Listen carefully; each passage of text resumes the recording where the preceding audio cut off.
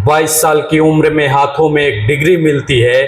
25 की दहलीज तक आते आते नौकरी का वो सुनहरा सपना टूटता चला जाता है और 30 की उम्र तक पहुंचते पहुंचते तो समाज पूछने लगता है, अरे बेटा आजकल करता क्या है। नमस्कार दोस्तों, स्वागत है आप सभी का राष्ट्र की रौनक चैनल पर। भारत दुनिया का सबसे युवा देश है, लेकिन फिर भी हर गली हर घर में एक बेरोजगार बैठा है। डिग्री है, सपना है, मेहनत है, लेकिन नौकरी नहीं है। आखिर क्यों? कब तक युवाओं के सपने सिर्फ सरकारी फाइलों में ही धूल खाते रहेंगे? इस वीडियो में हम बात करेंगे उस खामोश सच्चाई की जिससे हर भारतीय युवा दो चार हो रहा है। सिस्टम की विफलता, सरकारों की बेरुखी और उस जनरेशन की पीड़ा जो अपना कैरियर खुद गूगल पर खोजती है। इस वीडियो को अंत तक जरूर देखें और कमेंट्स करके बताएं, क्या आपने भी कभी इस सिस्टम की बेरहमी झेली है? अगर आप चाहते हैं कि सरकार तक आपकी आवाज़ पहुंचे तो इस वीडियो को ज़्यादा से ज़्यादा शेयर करें। आपका एक शेयर किसी और युवा को आवाज़ दे सकता है। आज हम बात करेंगे उस कड़वे सच की जिसे भारत का हर दूसरा युवा महसूस करता है, जिसे जीता है, लेकिन हमारा सिस्टम, हमारी सरकारें, हमारी नीतियां सुनना नहीं चाहती, देखना नहीं चाहती। भारत दुनिया का सबसे युवा देश, 65% से भी ज़्यादा आबादी 35 साल से कम उम्र की है। ये वो ऊर्जा है, ये वो शक्ति है जो अगर सही दिशा में लग जाए तो भारत को सचमुच विश्व गुरु बना सकती है। लेकिन सवाल ये है, इतना युवा होने के बावजूद भारत में वो नौकरियां क्यों नहीं हैं? क्यों हमारा युवा आज चौराहे पर खड़ा है, बेबस है, लाचार है और निराश है? तो चलिए इस सवाल की जड़ में चलते हैं। सबसे पहले बात करते हैं हमारे एजुकेशन सिस्टम की। ये वो सिस्टम है जिसने हमें दिखाया है कि सवालों के जवाब रटने में ज़्यादा नंबर मिलते हैं, लेकिन खुद सवाल पूछने वालों को ये सिस्टम अक्सर चुप करा देता है। क्या हमें ये सोचना नहीं चाहिए कि हर साल लाखों लाख ग्रेजुएट निकलते हैं, इंजीनियर्स, डॉक्टर्स, आर्ट्स, कॉमर्स, लेकिन इनमें से आधे से ज़्यादा के पास वो प्रैक्टिकल स्किल होते ही नहीं जिनकी आज की इंडस्ट्री को ज़रूरत है। एक हालिया रिपोर्ट तो चौंका देती है। ये रिपोर्ट कहती है कि भारत के 80% इंजीनियर्स को इंडस्ट्री एम्प्लॉयबल यानी नौकरी के लायक मानती ही नहीं है। जरा सोचिए, जिस युवा ने अपनी जवानी के 4 साल दिए, लाखों रुपए खर्च किए, उसके पास MBA की डिग्री है, BTech की डिग्री है, MA की डिग्री है, सब कुछ है, लेकिन नौकरी के लिए जो चाहिए वो नहीं है। ये कहाँ की शिक्षा है जो सिर्फ डिग्री देती है लेकिन काबिलियत नहीं? और अगर युवा स्किल लेकर भी आए तो दूसरी चुनौती क्या है? वो चुनौती है सरकारी नौकरियों की। जी हाँ, SSC, रेलवे, बैंकिंग, UPSC। हर साल करोड़ों युवा फॉर्म भरते हैं आशा का किरण लेकर कि चलो सरकारी नौकरी मिल जाएगी तो जिंदगी सेट हो जाएगी। लेकिन होता क्या है?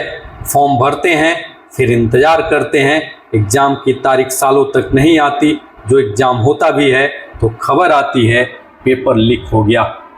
बिहार हो या उत्तर प्रदेश, मध्य प्रदेश हो या राजस्थान, हर जगह युवा सड़क पर है, न्याय मांग रहे हैं, लेकिन सरकारें अक्सर मौन हैं।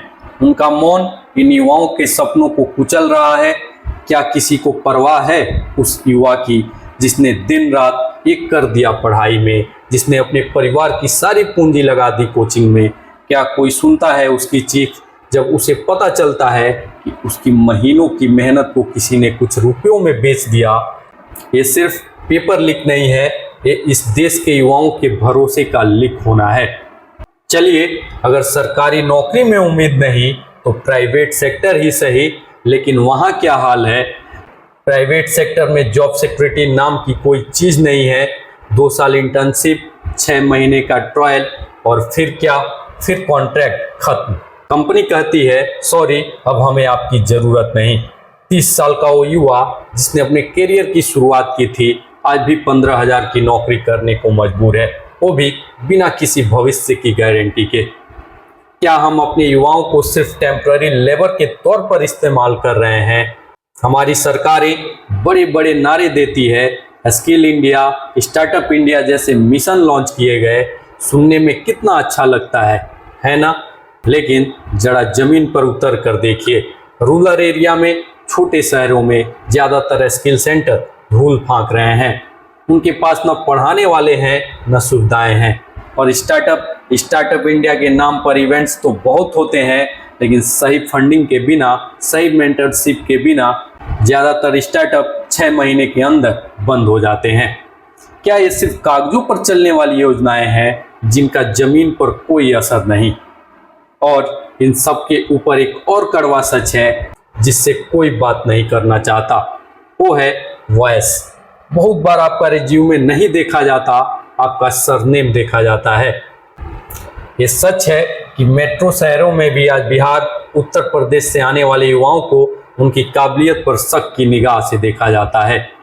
उन्हें कम काबिल मान लिया जाता है। क्या हम एक ऐसे देश में रह रहे हैं जहां काबिलियत से ज़्यादा आपकी पहचान मायने रखती है? ये बेरोजगारी सिर्फ आपकी जेब खाली नहीं करती, ये आपका आत्मविश्वास तोड़ देती है, ये आपको डिप्रेशन देती है, फ्रस्ट्रेशन देती है। तो एक युवा जो अपने माता पिता की उम्मीदों को बोझ लिए चलता है, जो अपने सपनों को पूरा करने निकलता है, वो बार बार समाज से ठुकराया जाता है तो उसकी उम्मीद ही मर जाती है, वो अंदर से टूट जाता है। ये सिर्फ नौकरी की बात नहीं है, ये इस युवा भारत की आत्मा की बात है। अगर हम अपने युवाओं को मौका नहीं देंगे, उन्हें सही दिशा नहीं देंगे, उनके सपनों को पूरा करने में मदद नहीं करेंगे, तो 2047 का अमृतकाल सिर्फ एक सुंदर सपना बनकर रह जाएगा। अब वक्त आ गया है, अब सिस्टम को बदलना होगा। हमारी शिक्षा को सिर्फ किताबी ज्ञान से नहीं, बल्कि नौकरी और कौशल से जोड़ना होगा और हर युवा को उसकी मेहनत का पूरा पूरा हक देना होगा। क्योंकि याद रखिए, अगर भारत का युवा हारा, अगर हमारे युवा का आत्मविश्वास टूटा, तो ये सिर्फ एक युवा की हार नहीं होगी, ये हमारे देश भारत की हार होगी। और इस हार को हमें किसी भी कीमत पर स्वीकार नहीं करना है। जब एक युवा बेरोजगार होता है तो सिर्फ एक इंसान नहीं हारता, एक पूरा परिवार टूटता है। उसकी माँ की आंखों से उम्मीदें गिरती हैं, उसके पिता की कमर और झुक जाती है। कहते हैं भारत युवा देश है, तो क्या ये युवा सिर्फ चुनाव में वोट डालने के लिए हैं? क्या इनका हक सिर्फ वादों तक सीमित है? अगर सच में नया भारत बनाना है तो पहले उस युवा को पहचानिए जो हर सुबह रिज्यूमे लेकर घर से निकलता है, लेकिन शाम को खाली जेब और टूटे सपनों के साथ लौटता है। अब वक्त है सवाल पूछने का, अब वक्त है आवाज़ उठाने का, क्योंकि अगर आज हमने नहीं बोला तो कल एक खामोशी हमारी अगली पीढ़ी को बेरोजगार बना देगी। जागिए, क्योंकि देश तभी जागेगा जब उसका युवा बोलेगा। तो ये थी राष्ट्र की रौनक की एक सच्ची रिपोर्ट, आपके और हर उस युवा की आवाज़ जो सिर्फ अपने हिस्से की इज्जत और रोजगार मांग रहा है। फिलहाल के लिए इस वीडियो में इतना ही। वीडियो पसंद आया हो तो वीडियो को लाइक करें, शेयर करें और साथ ही राष्ट्र की रौनक चैनल को सब्सक्राइब करना ना भूलें। और कमेंट्स करके ज़रूर बताएं क्या आप भी इस सिस्टम से परेशान हैं, और वीडियो को ज़्यादा से ज़्यादा शेयर करें। धन्यवाद। जय हिंद, जय भारत।